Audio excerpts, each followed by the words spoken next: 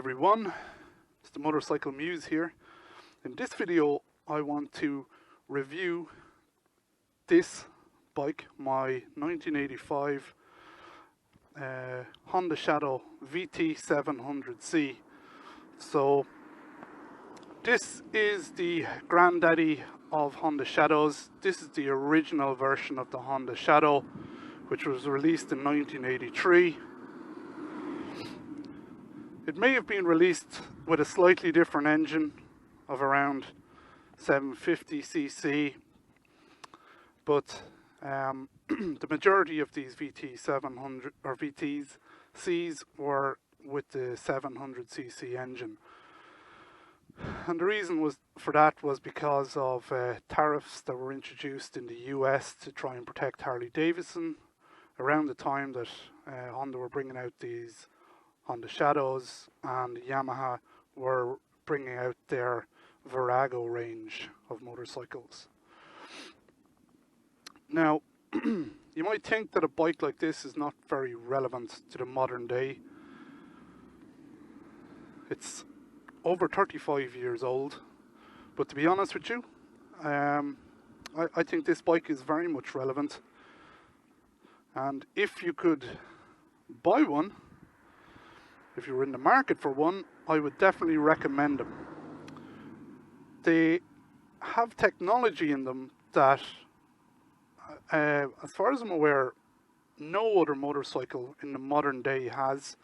I'm actually not sure if really any motorcycles, apart from this VT700C, actually had this technology. If they did, it's not very well advertised. I haven't been able to find a motorcycle with it, and definitely in the later generations of the Honda Shadow they didn't have this particular technology. So what is it? Well, it's in the engine. Really, all motorcycles generally need their valves checked, and at some stage in their lifetime they need to be adjusted, but not on this particular motorcycle. The reason being is that the Honda they brought out this, or released this technology in this particular engine of this bike, which is called hydraulically adjusted valves. So the valves are hydraulically adjusted, they're automatically adjusted. You could probably go the whole lifetime of this motorcycle and possibly not have to check or adjust the valves, and it means that you don't really have to go into the engine.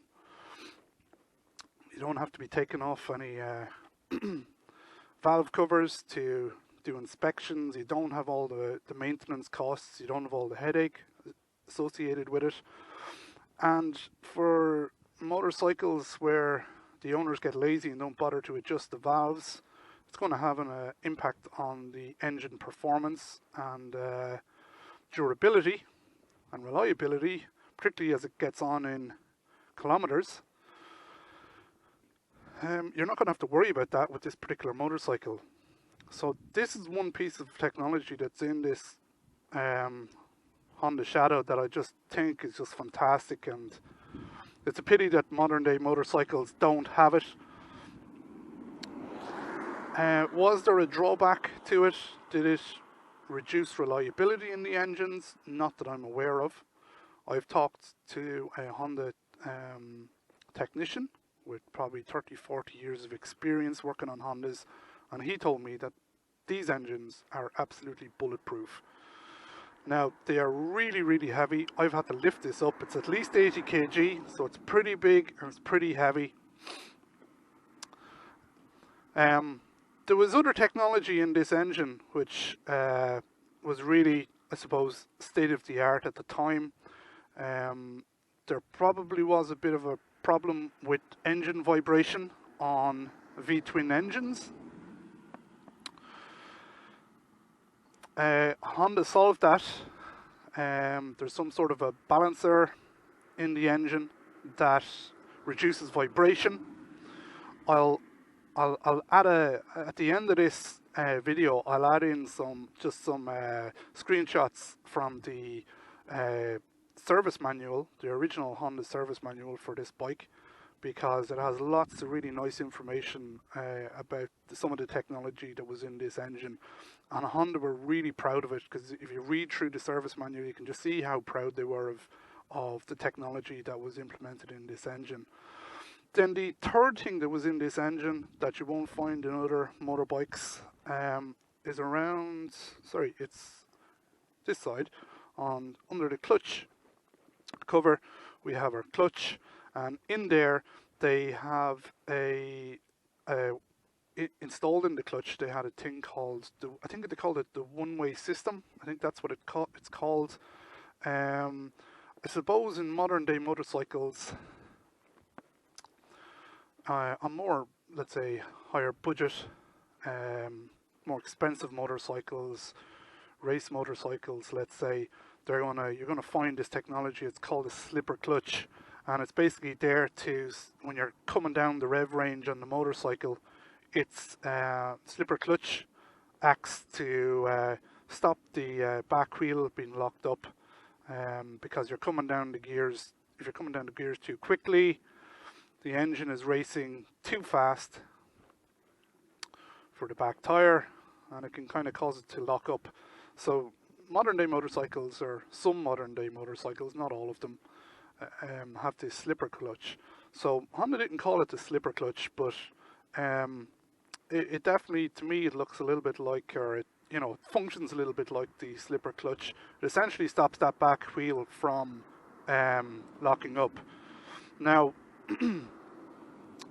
what else does this bike have that other bikes don't have? Well, one thing that I really love about this bike is the shaft drive. So we can see here, that's the shaft drive. There's no chain on this motorcycle driving the back wheel, and that really means that you don't have to do any adjustments. The only thing you have to do is you have to fill it with a little bit of oil, gear oil, and you have to check that oil level and change it, not that frequently. It's probably every couple of 1,000 kilometers. So it's really low maintenance. Not having to adjust that chain just means you can go on long trips and you don't have to worry about the chain. Particularly if you have a couple of motorcycles, I just feel like I'm constantly checking chains and adjusting them and cleaning them. So I just like the fact that this bike is just kind of low maintenance that way. Other things that this motorcycle had, well, just in general, it's just a really low maintenance motorcycle. So it's reliable and it's low maintenance. So, the air filter, you just pop off this little cover here and you pull out the little filter cartridge. You just undo 2 little screws, out comes your air filter. And that's the air filter, changed in about 5 minutes. So that's really handy. You obviously, to change your engine oil, it's like every other motorcycle. There's a little bolt at the bottom of the engine, and you just put it in just in here. I think that's where you refilled it.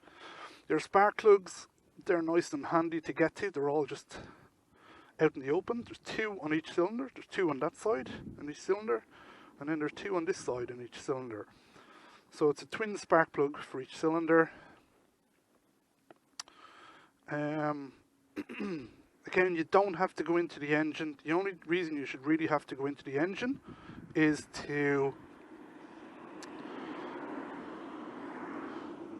your clutch is probably going to give way at some stage. Now, I don't know if this is the original clutch in this motorcycle or if it's been changed. This bike has about 40,000, well, I bought it with about 40,000 miles on it. It now has about nearly 44,000 miles. So I've put up about 4,000 miles on this bike. So we're heading on for what, 7,000 kilometers, something like that.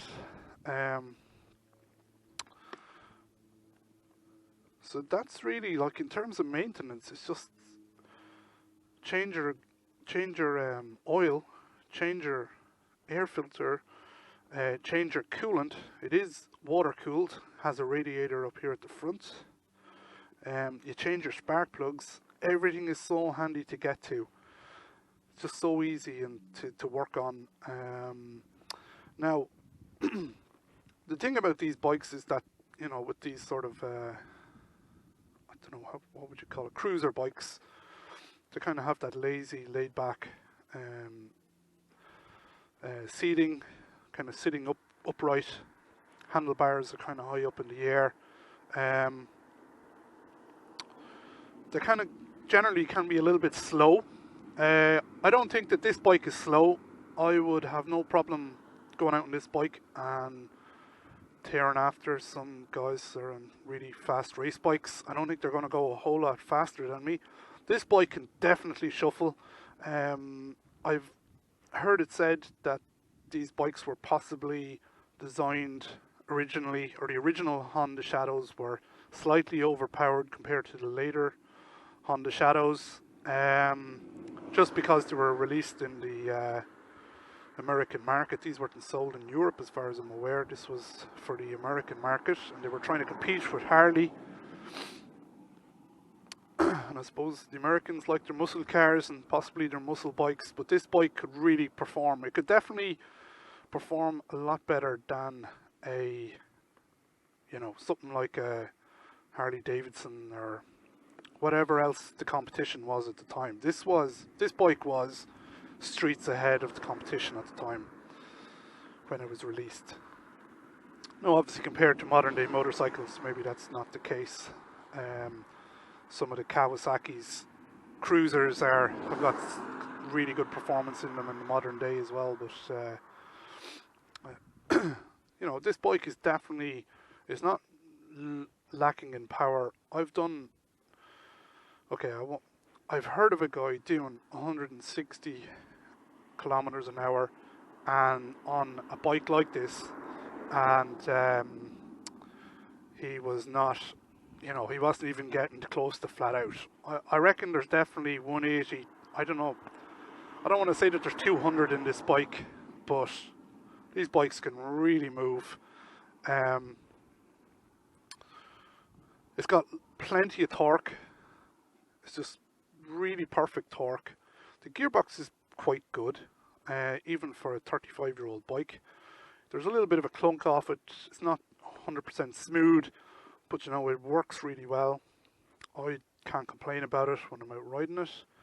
The brakes are not great, front or rear, but again, you know, that's probably down more due to these are probably the original brake lines, and they're quite chunky, so I'm sure there's probably a little bit of give in them when you pull on that brake lever, so they're not perfect, but they stop the bike in a reasonable amount of time. You would want to be careful doing emergency braking though. That's the only thing I'd be careful of. It does have the the twin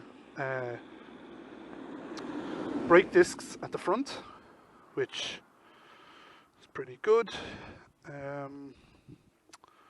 The back brake is the drum brake, so it works fine. It stops fine. You're not buying this bike to race it, obviously, but it can shuffle along. What I really do like about it is just the way it rides. Of all the bikes I have, this one just feels the best balanced. Of all the bikes I've really ever ridden, this is the best balanced bike, I feel. And the easiest to ride, the easiest to do a U-turn on. You know, cruisers shouldn't really be good for shuffling around twisty roads, but this is excellent. I really like it. I mean, like, it's so easy. I don't know what it is exactly. I think it's to do with the fact that the center of gravity is so low down that it just feels nice and light. And this is a heavy bike. I think it's well over 200 kg. I don't know if it's 240 kg, but it's definitely well over. You know, it's a heavy bike, and it feels really light when you sit up on it. If it goes over slightly, it's easy to adjust it. That's probably down to just the fact that the handlebars are high, so you got high leverage, and the center of gravity is really down low to the ground. So it's just easy to leverage that bike from left to right and vice versa, and that helps when you're trying to steer the bike.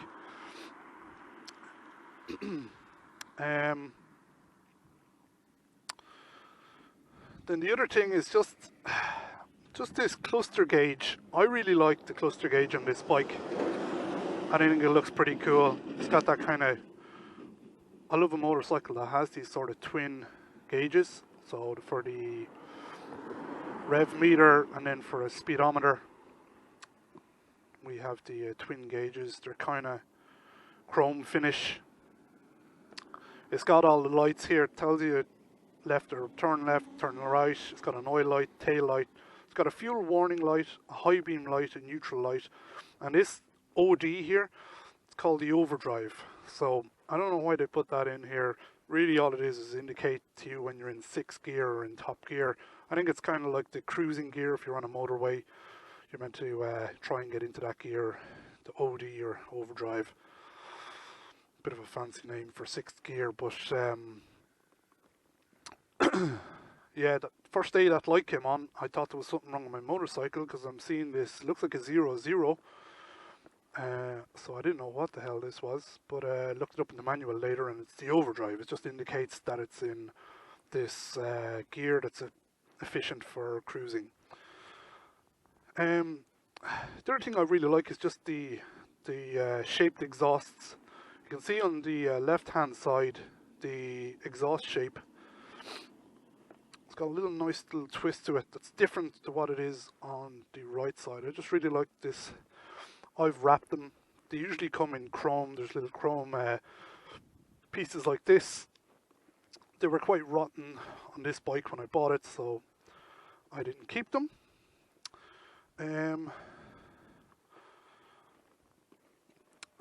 So that's really it. That's kind of like, that's my review of just kind of this bike.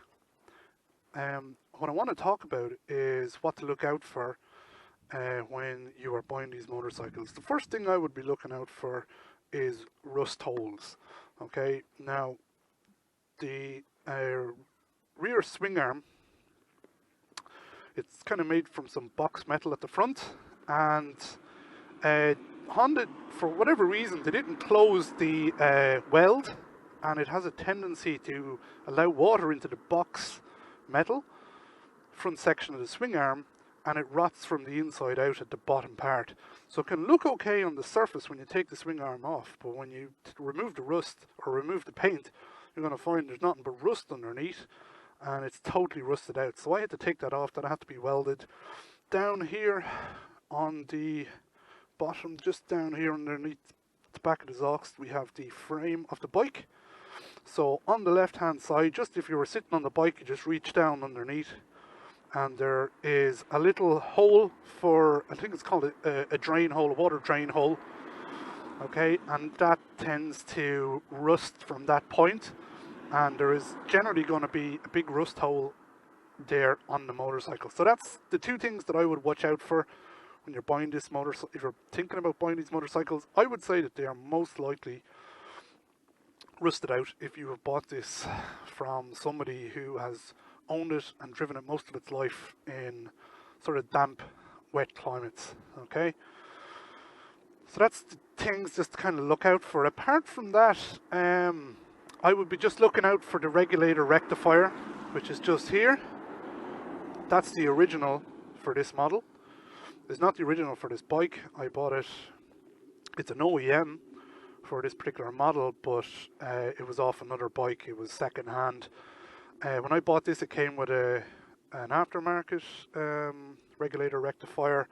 Now, these are an unusual shape, so you need to get a regulator rectifier that is of the right shape. So I would watch, what have they attached here? Have they attached the right regulator rectifier? Is it the right shape? Does it look properly fitted? Because most regulator rectifiers are not that kind of V shape, and therefore they're not going to fit properly, and it's going to look a bit funny. The other thing is, check that this left panel, side panel, is on the bike, and it's not being replaced with some aftermarket piece, because that is where the battery is located, and people had a tendency to either break them because they were constantly taking them on and off because of the battery, and they were probably not putting them back on properly in a lot of cases, and they were flying off while out on the road. They're only held on with two little two little inserts. I don't even know what the word is, but they're, you know, you just pull it off by hand and you put it on by hand. There's no nuts or bolts securing it, so it's going to fall off if you don't put it on properly. So that's going to be missing on a lot of bikes. To buy this, they're like, I don't know what the term you use, but the term we use here is, it's like gold dust, you know. These are very hard to find. I found this one, I think I paid, I don't know, probably €50 for it on eBay. I had to wait a long time to find a regulator, rectifier and a panel on eBay. Generally, I'd nearly given up after a year, nearly 2 years, and eventually somebody advertised them for cheap. Most people who know about these bikes and who kind of have these panels will know that they're worth at least €100, or that's what they're going to advertise them, or they're going to try and get from you for them. Your other option is to manufacture your own side panel, but it never looks as good as the original. And then the indicators. If the indicators are broken, particularly the ones at the rear, you can't really get the OEM indicators anymore, apart from kind of second hand, and they're usually all wrecked. So if they're in bad condition on the bike, you're going to have to consider the fact that these are really hard to find, and they could be quite expensive because of that. And if you go with an aftermarket option like I have done here, they are not going to fit. Aftermarket indicators are not going to fit this because it's just a particular way it kind of fits in here. I had to come up with my own solution, which I won't bore you with the details on, but I had to break off a little piece of metal that's inside the OEM indicators, and I had to drill it out I could actually insert the indicators, the aftermarket indicators. So I have aftermarket indicators at the front. The front ones, they work fine, they go on no bother at all, but the ones at the rear, if you don't have the original OEM indicators, you're going to have a lot of trouble installing aftermarket indicators. So that's just something to bear in mind. Everything is fixed on this motorcycle. I've also, just to show you, you can probably just see it here, but the exhaust unit, okay, this is the OEM exhaust. It looks really quite good, or it would have originally. It's a little bit rusted out, or it was rusted out over the years when I got it, so I had to take it off, and I had it bits cut out, and it was welded back up to kind of fix it. So you can kind of see those welds, and then the welds kind of rust a little bit, so that's a bit of a problem, but I have to live with that. And then the fork seals, I would check the forks. As you can see, my forks are a little bit rusted. I have actually shined them up with a little bit of wire wool, but they're still quite rusty. Check the condition of your forks when you're buying this bike, because I've replaced the fork seals on this, and still they just keep leaking, just because the forks are just kind of damaged permanently, and you can't really fix that without re-chroming them. So that's it. That's my review of the Honda Shadow VT700. Let's get it out on the road. Sorry about the fact that it's raining here today, so everything looks a little bit wet, including the bike. But it was nice and sunny when I left, and now it's raining. So let's start it up. It does have, just so you know, it has a really excellent sound. My camera's not going to pick up how nice it sounds, but it has a really nice sound with the stock exhaust. This is something that you don't get with modern day motorcycles. It also has, it came almost as standard with the bikes. There's just a little bit of a backfire from the exhaust, and a Honda mechanic with experience of these motorcycles told me that that's the way they came from the factory. This is not a problem with my fueling or anything like that. He said it's just the way they came from the factory. There was a little bit of a backfire, but it adds to the character of the bike, and I think it's great. So let's just start it up and take it for a bit of a spin.